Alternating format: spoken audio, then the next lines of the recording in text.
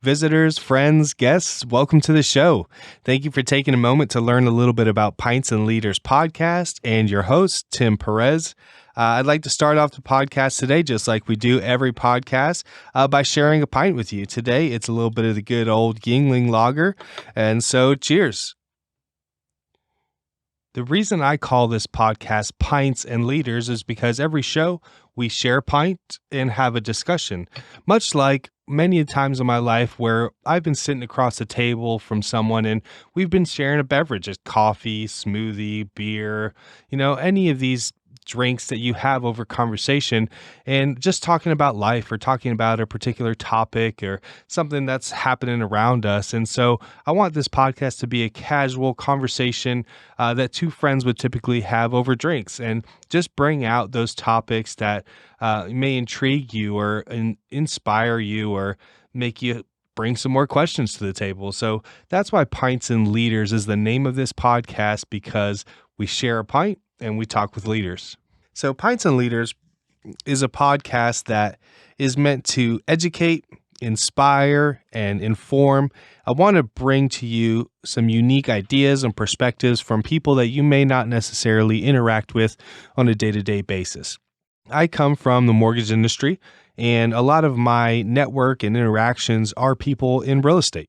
But the people on this show will be a mix of people in the real estate industry, but also people from many other professional fields, doctors, lawyers, teachers, therapists, all kinds. And so the intent is to bring you conversational topics or maybe even concepts, ideas that you don't necessarily hear on a daily basis.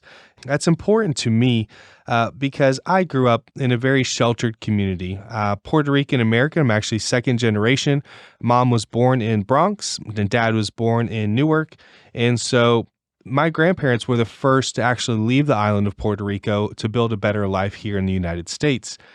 When they did, they built a strong community up in northern New Jersey, strong Christian values, and it was a very tight-knit bubble. All in all, growing up in that time, there was limited mass communication. We had telephones, but cell phones and the internet were not very popular. It was reserved for the more wealthy people. Our community of people were not business owners. They were, for the most part, employees, not college educated, folks that stayed within their bubble, their shell, right? And most people did back then anyway. The influences and the people that you connected with were those that you were face to face with. You could hop on a regular telephone and communicate with someone. Someone on the other side of the house can probably pick up the line and hear what you were talking about. But the people that really impacted your life were the people you were face to face with, right? And growing up, things shifted pretty quickly. For me, I was actually homeschooled all the way through 8th grade. So my first experience outside of my bubble, outside of living under my rock, was in high school. And that really opened up my world to learn about a lot more cultures, a lot more religions, a lot more literature, people, things. It just opened up my world tremendously from the Latin American culture that I was raised in.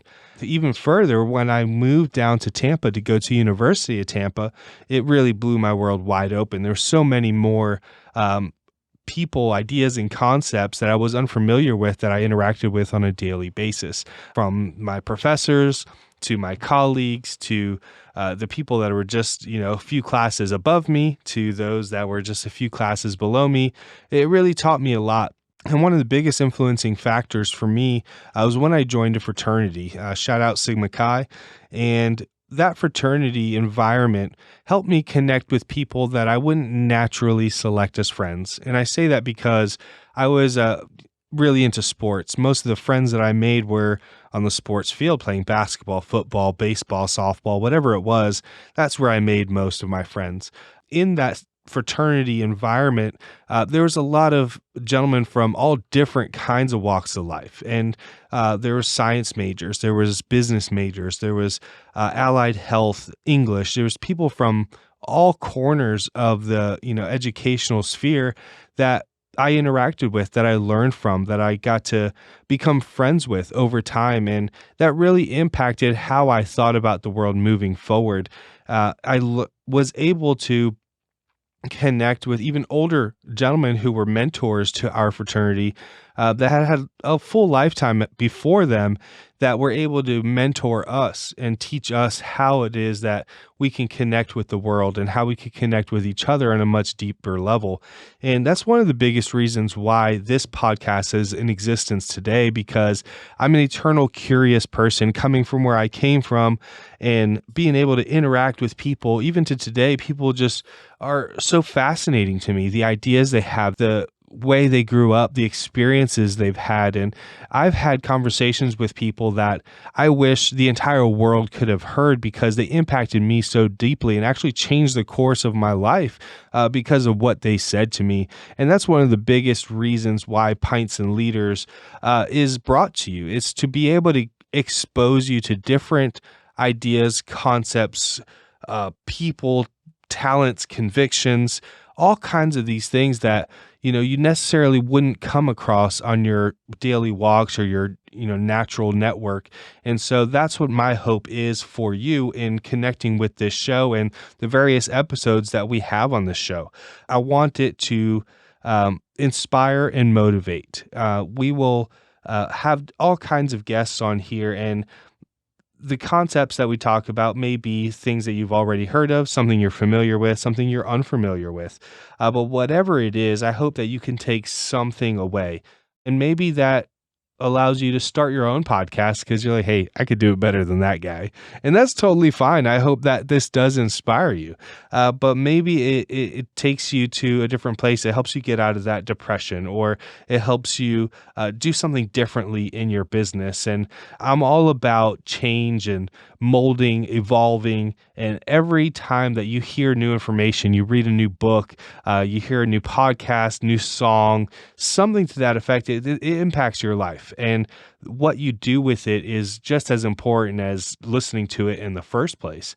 And so my hope is that this could be a positive and motivational thing for you, so that you can take this and use it in the rest of your life. And now I know that most of the listeners will listen to other podcasts and other sources of information. And I appreciate you taking a moment to make this a part of the things that you listen to help you become a more well-rounded human and be a bigger part of the society that we are all a part of.